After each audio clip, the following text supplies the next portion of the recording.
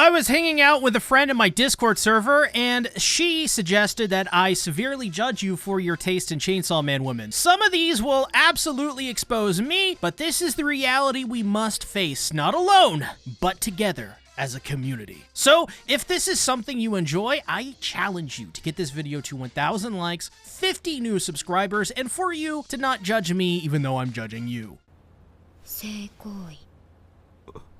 Because first up is Himeno. Now, if your waifu is Himeno, there is only one thing I can say to you. Oh, you have a mommy kink, and you want to be dominated by drunk women, and even worse, you probably want to be groomed. This is not too dissimilar to liking Misato from Neon Genesis Evangelion. I mean, both have eye patches, and both, you know, have that, I don't know, that body type, if you know what I'm saying. But most of all, you don't mind the taste of alcohol in your kiss, and even vomit if it means you get to spend a night as Himeno's good little boy. Ugh.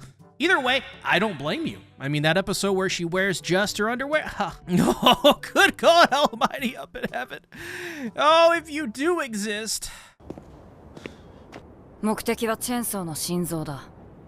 Okay, listen up. If you like Akane Sawatari, I don't know what to tell you. You want her to bite you so hard, she draws blood, and even then you'd still be begging for the heavy iron chains. Listen, you want to be strapped down. You want to be beaten down and talked down to, and preferably in the salmon-colored hoodie too. Sawatari may have gone by the wayside just as quick as she came into the story, but you gooners disgust me, and I know what you are. Shame on you, and you should feel... Wait, oh no, the less I know where, the less I say, the better, because you guys will even use this as material. Quanxi is the character everyone is waiting to see, but anime-only viewers really don't have a clue yet how amazing she truly is. Easily, Quanxi is the character with the most riz in Chainsaw Man. I mean, she literally has a harem of devils and is so selfless, all she wants for them is a good education, human rights, and some donuts. Her introduction in the series is Makima calling her a threat, preceding by her laying in bed naked with her harem. And yes, if you're a man, you basically have no chance because she is very gay. But she is also very badass and every man wants to be her. But what does this say about you? Oh, well, that a date to you is a good fist fight in the alley after a drinking game where you both get wasted. So wasted, you either have to go to the hospital or you might as well. You absolutely love a woman who can wipe the floor with you, but not be disrespectful, of course. See, you're looking for an equal partner who will dominate you only if you let her. She's a mountain to climb. And I don't mean her thighs, because as we all know, Quanxi lovers love those thighs. I mean, she encompasses a challenge to any woman daring to go after her, and those who do are very strong and must be strong. She's basically the most powerful tomboy in anime.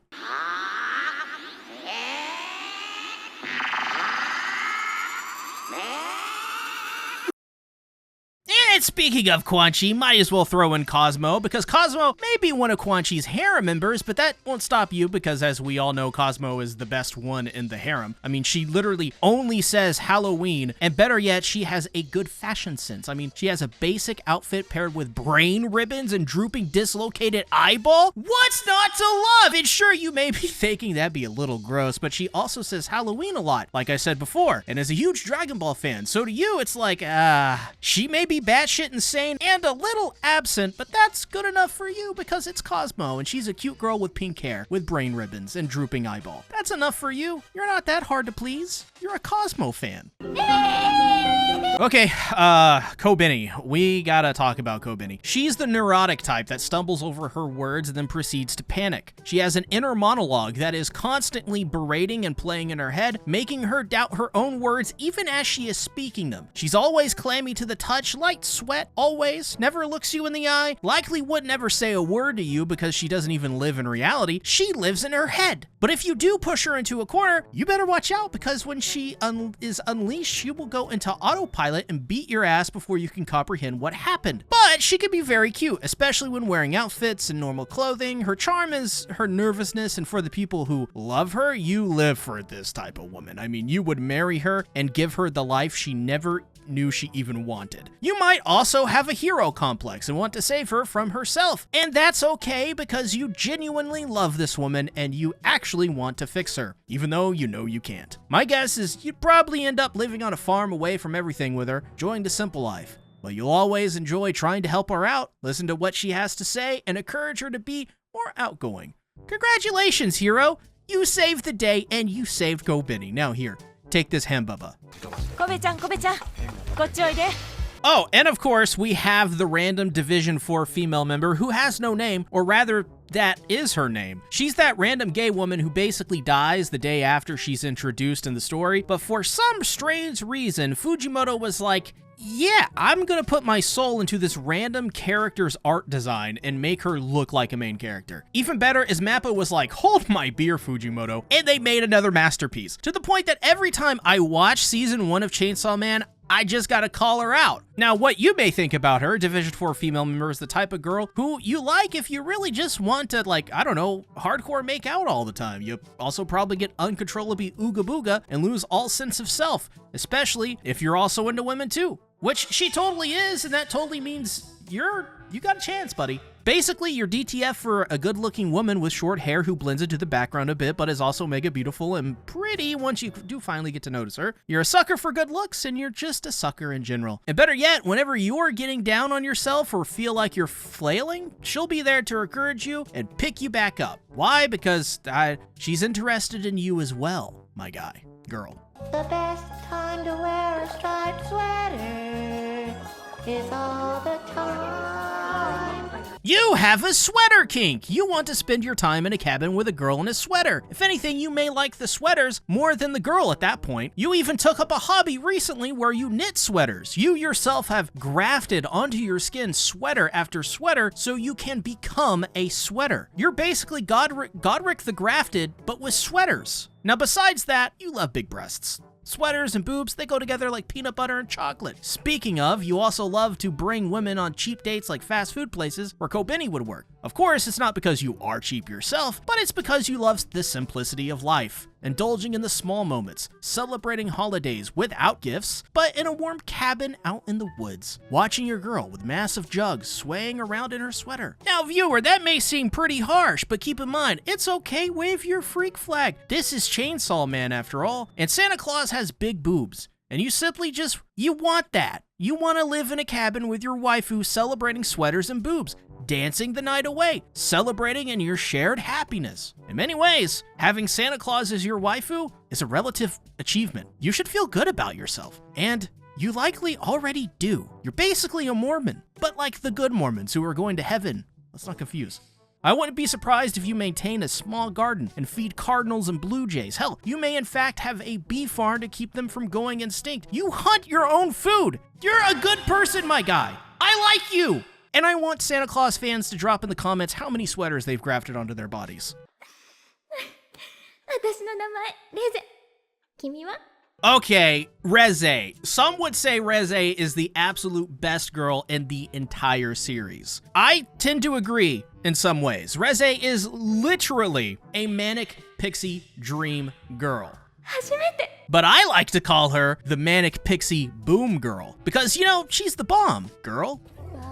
She's basically the epitome of this trope and serves as such in the Reze arc. And let's be real, we all want Reze. We all want a girl who will sweep us up off of our feet and bring us into this wonderful romance and journey of self-discovery. You really want some emotional support in your life because you really need it. You also want someone to teach you things, mostly just how to love, because you feel you are incapable of doing so. The issue here is that you struggle giving any of these things back in return. In many ways, the real struggle isn't learning how to love, it's learning how to give back the love Reze would give to you. And honestly, you probably don't even need Reze if we're being totally honest. You just need to embrace the wonderful and infinite mystery of life itself. In many ways, Reze is just symbolism for the world you are too scared to go out into. Reze is the mirror of who you want to be. You want to be adventurous, playful, flirty, outwardly confident, and a self-expressive image to match all of these things. In other words, be your own manic pixie dream girl or guy, but please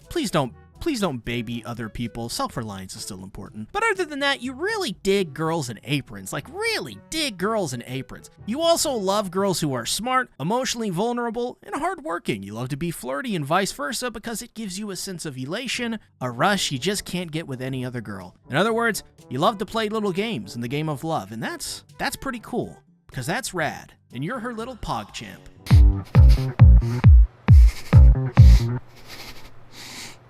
Tenshi. You're a disgusting freak. You're a disgusting human being. Really, I mean, you are. You are the type who seldom showers, brushes their teeth, eat vegetables, even wipe. You smell like total shit. You probably hang around naked, rolling in mud and blood. But god damn it, you are also hilariously funny and fun to make fun of. You're racist. You're narcissistic. You definitely voted for Donald Trump 3 times, and you're waiting on the 4th. You're absolutely despicable, and nobody truly likes you for who you are because you're literally the worst in every way. You're also probably a furry too, and what else? You like war crimes, and death, and greed. You just like all the bad things. Now that's the first type. The second type is you just like to make fun of power because she's dumb and smelly. You got a good sense of humor, because her stupidity is amusing to you much in the same way people like Eric Cartman are amusing to you. Screw you, Cartman! Okay, but if you want my help, you have to give it just a little kiss. Kiss it. Go on, dude, it's the only way. No! Kiss it, come on, kiss it. You don't like Eric Cartman, you just like to laugh at how stupid Eric Cartman is and the people who act like Eric Cartman. Same with Power. In many ways, these types of people who like Power don't really like Power for who she is, but for the idiocy she represents because it makes them laugh. If anything, you take pity above all else. And also the fact that she's like a really good written character, but you know, that's a... not really. Okay, I'm gonna continue. The only thing both of these groups like unironically, though, is her style. God damn. Power is a good-looking woman. Because you love girls who dress in pink, you love maid dresses, you probably subscribe to too many VTubers, and your donations? Well, we have to sit down and talk about that. You're on the leaderboards for every VTuber you follow. Honestly, either way, loving Power and what she says about you evokes so many different kind of responses in me and mostly everyone. It's in many ways a pure disgust, but also I love Power too, mostly because she's Eric Cartman. But I do like her, I suppose. What does this say about me? My brother, what is wrong with you? You really want to be chained up, pegged, and totally dominated by Makima? Don't answer that. You want to be spat on, sat on, talked down to, beat with chains, whipped? Don't answer that. What are you doing? You absolutely want a woman in heels and latex to do unspeakable things. Every time you play Baldur's Gate 3, you go for Minthara. Every time. You absolutely would kill an entire village of tieflings just so you won't be able to sit right the next morning. Because after all, it hurts so good. Oh yeah, you also have a mommy fetish too, a big one. It's basically like Himeno, but you got some issues, my guy. You don't even want her to see you as a human being. What in the hell are your tags on In-Hentai? You want to be a pound of flesh to abuse. When you go on dates, you don't want her to even care about how you feel, what you feel. You just want to be the third wheel in your own date. You're also that meme of Master Chief getting it on with PlayStation while Xbox watches, begging for more. You are Xbox. And if you don't believe that you wouldn't like it, what if I told you Fujimoto confirmed that canonically, Makima has a strap-on in her closet? Yeah. Oh, exactly. You don't mind, because Makima is the one doing the injections tonight. On the other hand, you may be the kind of guy or gal who wants to dominate Makima yourself, and good for you. You have dignity. You're likely the commander of an army or a ship or some small group or community. You stand up for what is right against the tyranny of others. You probably have a piloting license for airplanes. You are not only self-reliant, but you also understand that building a community of being social, building connections on the local level, that shit's important. Hell, you probably donate to charity all the time. You meditate. You have good hobbies. You're in a band. You are so in control of your own life that the embodiment of control simply must submit to you. But since you like a challenge, you still encourage her to do her worst, because the mountain is worth the climb every time. When she whips out the strap-on, you don't beg. You stare her in the eyes and you say, "I dare you." Because you don't mind the pain. You welcome it as a challenge.